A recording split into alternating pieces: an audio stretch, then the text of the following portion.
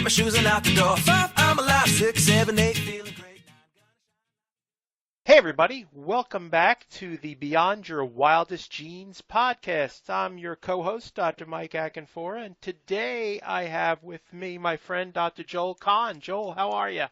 I'm delighted to be near anybody who's from anywhere near Asbury Park, New Jersey. So I've got this extra sense of thrill, but thank you. Very good. I actually have a friend of mine that is manager of the Stone Pony. So That's canceled now. I'm getting on a plane. I'm done. Probably Bruce is showing up tonight to play while we're talking or something. It's truly a cult underground following when he gets up on stage, and before you know it, there may be 10 or 15 people in the place, and in 20 minutes it's packed because the rumors start during the day. Crazy. We heard that he might be there, and he's such a nice guy. Yeah, I've been a fan. I've been married 35 years and dated my wife a long time before that. I'm not all that old. We just know each other young. Our first date was a Springsteen concert in 75, Born to Run. I had to lie to my parents to get out. So I've been a pretty big fan a long time. And like I can remember being at ski resorts and they're playing Brown Eyed Girl, this and that. And I shout out, "Can you play Point Blank?" Which is, a violent song. Who is this guy that wants to hear a Springsteen kind of ballad? So anyways, it's all good. But that's just a shout out to you and Jersey Shore. I'm going to read a little bio, and then we're going to get into this. So, Good. Dr. Joel Kahn is a plant-based cardiologist whose personal mission is to prevent 1 million heart attacks over the next 2 years.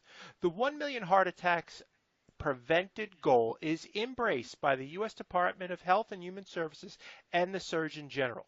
Dr. Kahn's brand of cardiology combines the best of Western and complementary therapies for total healing. He is known as America's Holistic Heart Doc and graduated summa cum laude from the University of Michigan, Ann Arbor.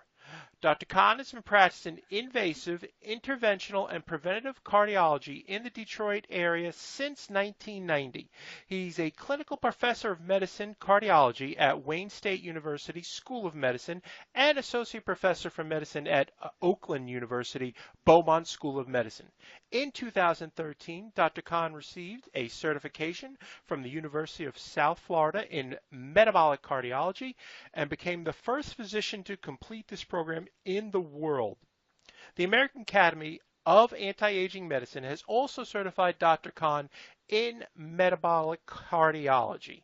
So that is a wonderful career that you have and a wonderful calling that you're doing. But tell us about your journey. How did you get into this mix of traditional and complementary medicine?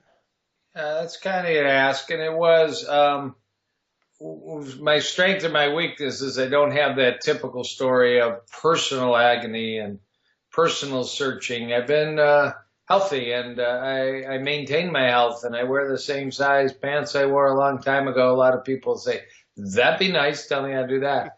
And I respect people who've had real struggles and talk about finding complementary medicine through personal tragedies or, illnesses in parents or children. I decided to be a vegetarian the first day of undergrad because I walked in the cafeteria with my girlfriend, now wife, and said, "Yuck, we're sticking to the salad bar." Very sophisticated reason. I inspired so many people just now, and then was already in medical school and started reading. And there's a statement by a great inspirational speaker, Charlie Tremendous Jones, which is the books you read and the people you meet will influence your life. And somebody handed me a copy. I was already now training to be a cardiologist. Of course, with all respect to my colleagues, hadn't received 1 minute of nutrition training. And somebody handed me Diet for a New America by John Robbins in the 1980s, a profoundly good book then, a profoundly good book now.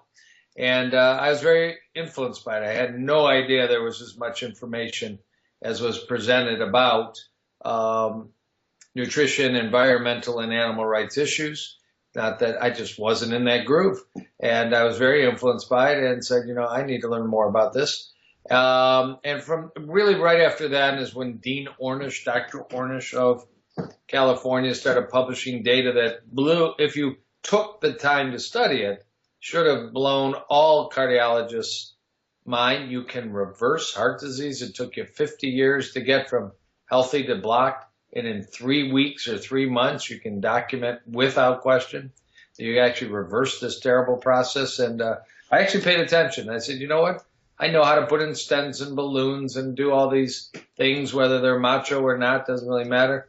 But why wouldn't I want to know this other stuff too? So right from literally from like the first week of practice, 1990, I was applying to my patients to say, you've had a heart attack, you need to learn about nutrition and mind body and some fitness, and I just have been on that path. So I'm really proud to say my toolbox is very big. I'll use prescription drugs.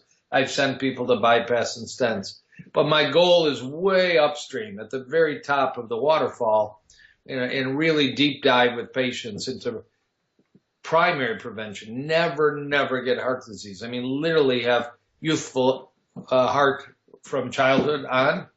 And if you have the problem, which we can pick up so early, but nobody teaches that generally, we know how to stop it, and we even know how to reverse it. And much of that, not all of it, much of it's nutrition, but I've got a 7 or 8 step program I put people through, and they get better, and they don't show up in the hospital, and the hospital administrators don't like me because I make people healthy, or I work with people to empower them to make themselves healthy. And that doesn't supply cath lab and CCUs, but it's obviously the right path. Absolutely. So we're going to have some truth bombs tonight. Some of our audience may have never heard the things you're going to present. So I want them to sit tight and keep an open mind and an open heart to what you're going to say, because this is some great information for people.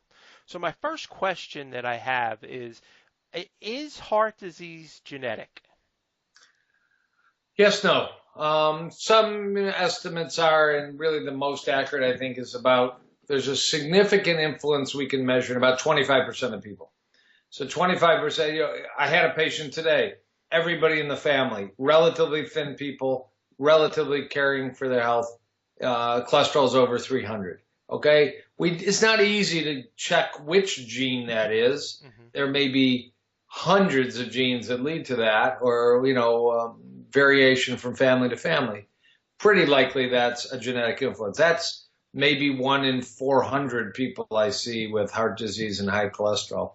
And about 25%, if you take all the genes that we're aware of now that influence heart disease, the number 1 killer, men and women, that's why we're talking it. Breast cancer is important, colon cancer is important, dementia is a terrible problem. Diabetes in adults is horrible. Heart disease will kill more people while we're talking than all those other things combined. And it remains the most important challenge we have. About 25%, which means simple decisions, whether you smoke or not, whether you stand and walk and work out or not, whether you eat from the salad bar side of the menu I picked up in freshman college, or whether you eat from the, now we know, class 1 carcinogen side of the menu, which includes processed meats and high saturated fat, toxic foods that are abundant.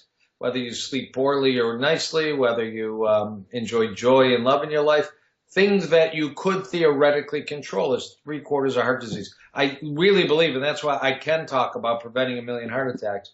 If about 5 or 6 simple habits were adopted, were taught, were maybe legislated partly, were praised and recognized amongst people, we could reduce heart attack deaths, 49-year-olds, 48-year-olds, 51-year-olds, 37-year-olds that are suffering life-altering, terrible consequences. We could stop that really quick without a $20,000 a month drug, without a laser, and without a new hospital built. It's actually in the farmers market, it's in the workplace, it's in the churches, it's in the schools that we have to make the influences that we need. People, I want you to hear what Dr. Kahn just said. 75% preventable. That is a gigantic number. absolutely amazing. So you touched on it a little bit. So can it be influenced by diet? Absolutely. So, in terms of the best option, anybody listening right now, I mean, everybody, if I asked every listener to say, raise your hand if you know somebody you love or care for or have worked with that's ever had a heart attack, a bypass, a stent, or died of heart disease, keep your hand up. Everybody listening right now who knows somebody who's dealing with diabetes and insulin injections, maybe eye problems, maybe kidney problems related to diabetes, keep your hands up. Everybody that knows somebody who's struggled with cancer, lost a loved one, a grandparent, an aunt, an uncle, a parent, a sibling, child with cancer, keep your hand up. I mean, right now, 90% of people listening at a minimum would have their hands up. Mm-hmm. And if we recognize, not 100%, but for some of those illnesses, there's no question scientifically, 80 to 90% is related to choices we make 3 to 6 times a day when we eat. Maybe some people say we actually make over 100 individual food choices a day. That is the core decision you can make once you've got the education. Then you've got to go from like that skill power of understanding to the willpower of finding new habits, new shopping lists and all. But we could reduce heart disease, diabetes, obesity, and to a lesser degree, but important degree, cancer disease and deaths by eating what we were intended to eat, either completely or nearly completely plant-based diets, and we can dissent over 5 to 10% of what the plate might look like, but we would influence health dramatically. And it's that powerful. This is all science. I would never say anything like this without strong science behind it. Absolutely. And that 5 to 10%, I look at that as being in the right church, just a different pew. Absolutely. Yeah. So talk to me a little bit about plant-based diet and how it will impact these numbers in heart disease. Yes, well, we have so many quick pieces of data, but just since some of the listeners may not know, we can go to the Adventists, the Seventh-day Adventists, centered mainly in Loma Linda, but scattered all over the world, 20 million Christians that in their belief, and if there's anybody listening, I don't get this completely right, I apologize, but I'm close. That, you know, the highest level of observation includes a recommendation to have a plant-based diet. Of these 18 to 20 million Adventists, 10% follow a very vegan diet, no animal products, because the government started studying this population in 1958, so we've got almost 60 years of follow-up and almost 100,000. So we know that if you live in the same community, but House A has been eating plant-based completely, House B has been eating plant-based with dairy, lacto. House C has been eating plant-based with fish in their diet. House D has been eating some mixture of all the above. And House E says, I know the church recommends plant-based, but I'm eating kind of standard American fare with a fair amount of meat. There's tremendously different health benefits, and cardiovascular disease is lowest, and cholesterol is lowest, and diabetes lowest, and weight is lowest, and blood pressure issues is lowest, and cancer is lowest in those community members that choose to follow the more plant-based or completely plant-based. It's a gradation. There's no question about it. So that's in terms of preventing that first event. We have some wonderful studies. If you look at 20 or 30,000 people in Stockholm or in Amsterdam area, and at 1980, you take a survey of what do you eat and other lifestyle factors. And 20 years later, you say, okay, you guys were all healthy in 1980. Who's had a heart attack? People that eat more than 5 to 6 servings of vegetables and fruit a day, along with other simple habits. Don't smoke, walk, keep thin, sleep at night, have a little wine or other liquor intermittently through the week, have an 80 to 90% lower risk of heart attack, but always the 5 to 6 or more servings of vegetables and fruits a day fall out. So that's kind of the primary intent. Let's never have a heart attack. Let's never need a doctor like myself. And then we turn to the dramatic research, now 25 years old, initially done by Dr. Dean Ornish in California, follow-up studies by Dr. Caldwell Esselstyn at the Cleveland Clinic, Dr. Neil Barnard, that shows if you already have a disease like blocked arteries to your heart, like diabetes, like prostate cancer, that by adopting a plant-based diet with a special twist, really both eliminating animal products and eliminating vegetable oils also, as was described by Ornish and Esselstyn, you can actually stop and reverse disease that took 40, 50, 60 plus years to develop, and you can see that benefit quickly. So that's the data that swayed me. The data has only gotten stronger, larger, and more convincing, and I don't see any other diet that can say, here's science published in the best journals recognized by Nobel Prize winners that you can reverse prostate cancer. I'd like to see another diet. I encourage another diet, but I don't see it, or established heart disease. So I'm just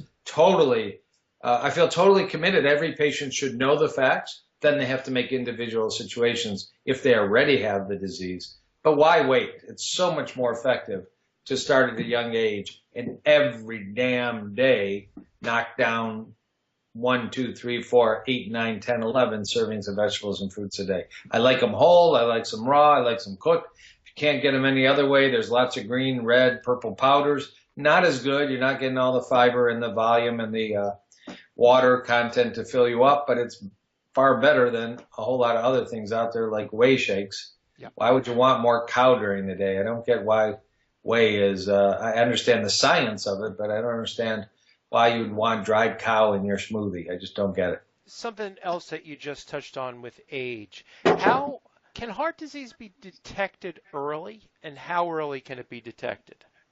Yeah, so there's a couple offbeat ways to do that. Sure. For example, and these are by no means very accurate and by no means early, but balding on the top of the head of a man as opposed to maybe the forehead can be related to premature aging through the body, including the heart.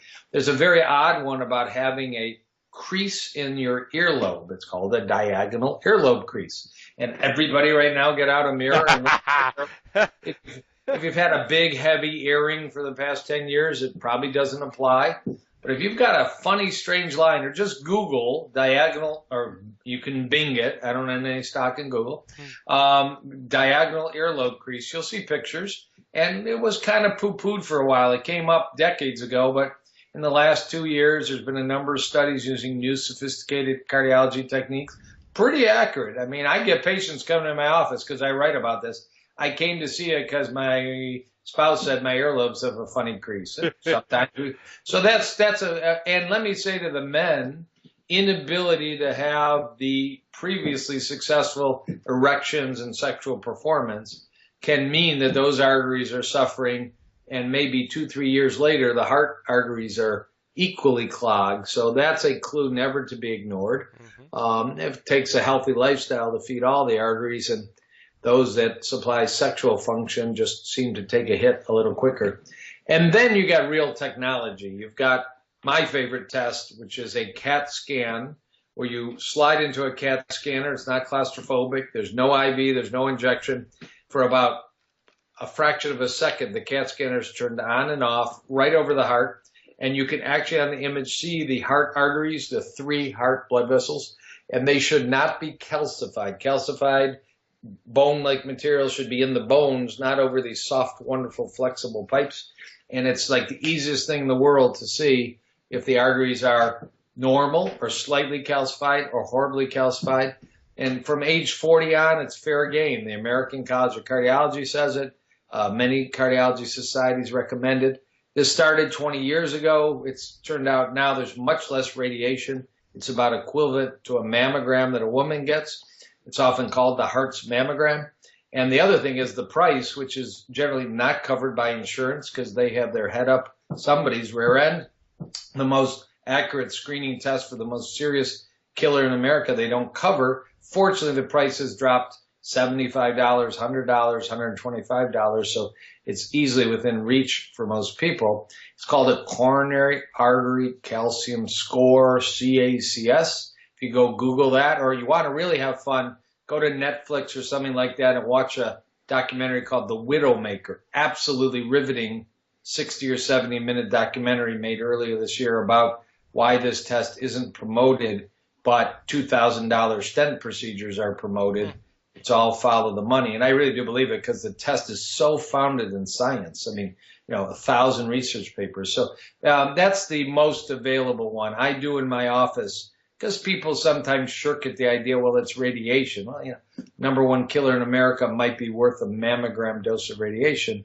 maybe. But there's an ultrasound you can do on the neck. I do it, but I'm the only cardiologist in Michigan that does it. It's called a CIMT, fancy words. I don't have to bore you with it. But you can also make very accurate measurements if your arteries are aging prematurely. So there's absolutely no reason to wait. What most people wait is till they're in the emergency room with chest pain, till they're having a heart attack, or till they drop dead. That's a very bad thing to wait for, because at age 42 or 44, you can find out for sure if you're down the road in this disease. I do this every day with people. And then you can influence it, of which changing your diet, reading a Dean Ornish book, reading a Dr. Esselstyn book, watching Forks Over Knives, getting credible information and finding out that this is reversible at that stage is extremely empowering.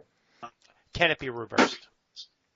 Yes, absolutely. I mean, scientifically, there's no question that you can clinically. I mean, what I mean by clinically, there are people that are walking to the mailbox, having tightness in their chest, we call it angina, and within learning, practicing, and then adopting these kind of nutritional changes, diets, lifestyles, within 2 to 3 weeks feel dramatically better, as if a bypass, a stent, or some major medical program was changed, but it's all the food. And what we know is that within just a few weeks, this wonderful magical lining inside every artery. We have 50,000 miles of arteries in our body, and every artery has a lining called the endothelium, one cell layer thin, so thin you couldn't see it if you were in front of you. And if you laid that all out, it'd be like 5 or 6 tennis courts of tissue. But by the way you eat, you can turn that layer, which is so critical to good artery health. Even if you got blockage, if it's a healthy layer over the blockage, within 2 to 3 weeks of eating, you can restore it and make it a good barrier, a healthy barrier, a functional barrier by feeding fruits and vegetables and eliminating animal fats, eliminating vegetable oils, vitamin-rich, mineral-rich, fiber-rich foods. And so people feel better, their blood pressure responds, their sexual function returns. And if you keep it up long enough, not the sexual function, keep it up long enough, that's an innuendo. If you keep the diet up long enough and you actually do repeat a stress test or an angiogram, you can see scientifically arteries start to show reversal of previously existing blockage. That's a miracle. It's amazing what you do in 60 years can be undone at least partially in 3 weeks. That leaves me speechless. 2 to 3 weeks of eating a plant-based diet can start to change 60 years of abuse. It's because of that lining is so sensitive. It's waiting to be nourished. It's like, you know, you have a lawn that's looking yellow and dry and stiff, and, you know, you start watering it every day and may well perk up and be a green lawn in 2 weeks. That's very, very similar analogy to what we see over and over and over. Yep. What's your daily routine? What do you do? Well, I do believe that I can't be effective with people without being authentic. So I adopted various forms of plant-based diets early on. And by that, I mean originally vegetarian with a little pesco in there, but I've been completely Ornish, Esselstyn, plant-based, no added oil, essentially, not to reverse heart disease I have, but because, one, I actually enjoy it, and two, you know, it's a great preventive strategy. It's not to say I'll never be seen with a drop of olive oil on my plate and all, because I don't need to adopt that extreme of a restriction. I would if I had clogged arteries and couldn't walk to the mailbox without chest pain. So I do that. I mean, usually morning might be chia pudding, might be oatmeal with berries, maybe a few almonds or pecans. And very often it is my blender or NutriBullet and tons of greens and berries. And every morning's tons of flaxseed or chia. Spices, love spices, cinnamon, almond, allspice, cloves.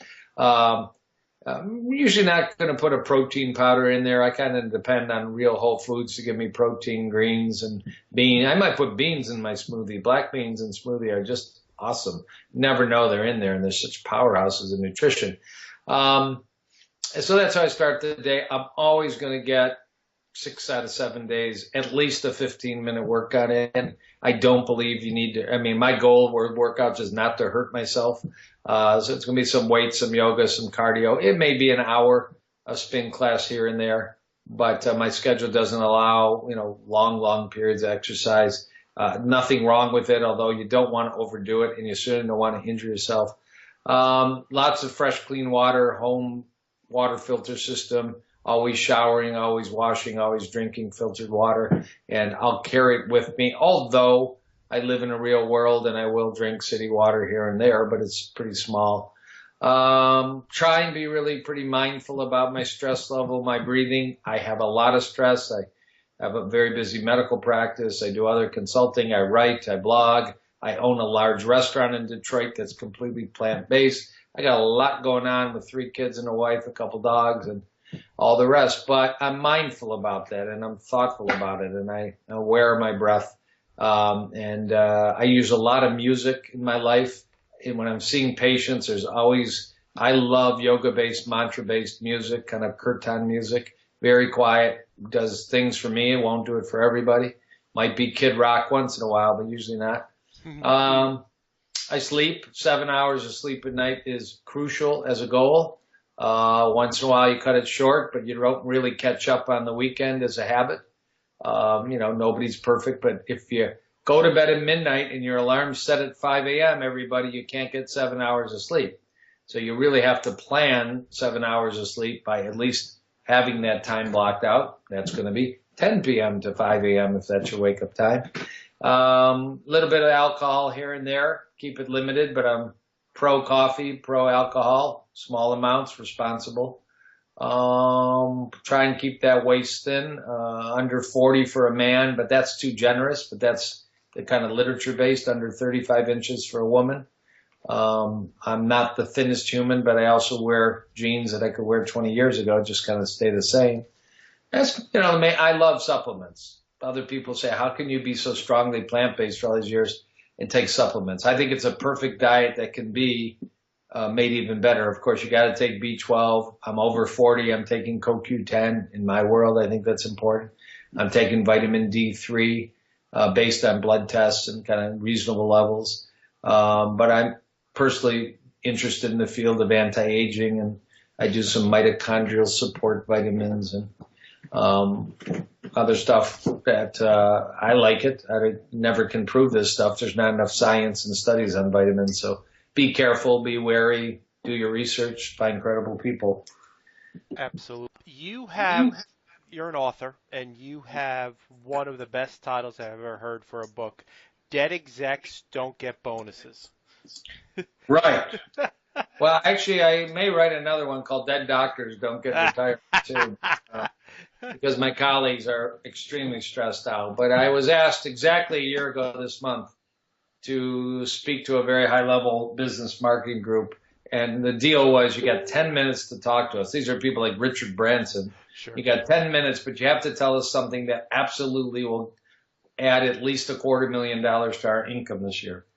A lot of these were about marketing ideas. So, I'm not a marketer, I'm a physician. So I gave a quick 10-minute talk about how to prevent, detect, and reverse heart disease using exactly the strategy we just talked about. It was so well received. I made them all stand up for the 10 minutes, which was unusual, but it's a good thing, a good habit. As we're talking, I'm standing at a standing desk. I got a standing desk in my medical office. But anyways, that they said, write this up. We're going to share it with coworkers, friends, family, and I self-published that quickly with that title. It's been fun because it is both a sweet, sour book because each chapter talks about a very well-known executive that died in the prime of their career and their life. And I only use those people because they were getting good medical care. They had access to the best medical centers. And you're 52 years old or 42 years old or 60 years old and you drop dead 3 weeks after your physical. That's because the wrong technology and the wrong lifestyle. And nobody should go through that when for $125 you get truth serum by getting the right test. Talk to me about your newest baby, the Green Space Cafe. Yeah, I decided to, as I say, to put my money where your mouth is. So we have a wonderful community in the Detroit area. We have some great examples of the spectrum of plant-based eating. Not a lot of full plant-based slash vegan eating. And in some discussions with my oldest son, we decided to embark on a project that had grown now to enormity. So after a year, we're opening right now. We've had November, we were open, but December one officially. Close to 150-seat, elegant, shockingly beautiful restaurant with a large bar. We've got a full liquor license, but the food is 100% plant-based. It's organic, no GMO allowed, all fresh. We have no fryers. A lot of the menu involves no added oil because we've created ways to cook and create beautiful food without necessarily adding lots of oil. That's in tribute to some of our group that wants to eat that way. Those that want other ways, it's quite a varied menu. Drinks that involve raw juice mixology. So you'll see organic vodkas with cucumber juice and fresh mint and thyme. Really, there's other places like it around the country, but there's very few. And the feedback from meat eaters, non-meat eaters, has been very good in the early going here. Green Space Cafe and beautiful part of town. Just a really eclectic, artsy, wonderful. I couldn't think of a better place. So it's a family. My wife's involved. My son is the general manager and working his tail off. Wasn't much tail there before because he's plant-based eater, but less tail now. And I love the opportunity to teach and visit people and see their faces brighten up when they taste teriyaki mushrooms and tempeh sliders and gluten-free buns. And, we had a great plant-based group of some friends and patients there tonight. And I don't know how they made salad dressings that looked so good and so oil-like, and yet there was none. It's really remarkable. We've got to bottle this stuff and market it. Really great group. That's wonderful. Earlier on, you talked about getting to people upstream, and you've actually accomplished that with the restaurant. That's brilliant. Yeah, exactly. I mean, it's not a clinic. You can have fun. You can, you can eat there once a month and go to the steakhouse the other 29, but you'll be better off for it. But we will be able to demonstrate without question there is such a thing as gourmet healthy, gourmet delicious, gourmet, plant-based. And there's great examples around there, but some of the others around the country still involve quite a bit of fried food. It's easier in the restaurant business to have fryers. You just dump something in and, take it out. This is really handcrafted, artisanal approach to food and drinks. That is fantastic. How can people find you, Dr. Kahn?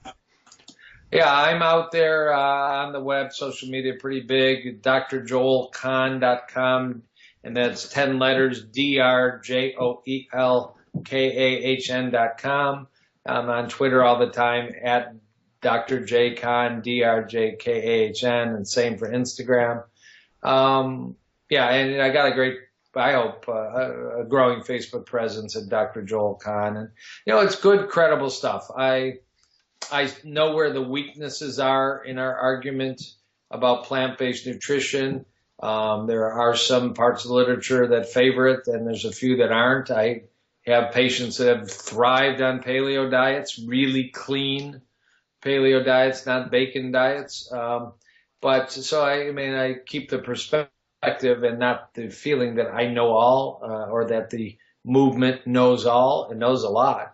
I think the world would be a much better place if we all adopted this overnight. But I'm happy when people take breakfast and make it plant-based, and then we'll go from there because people get in it at different rates. And I don't like to push on people, just one meal at a time if that's the pace you want to go.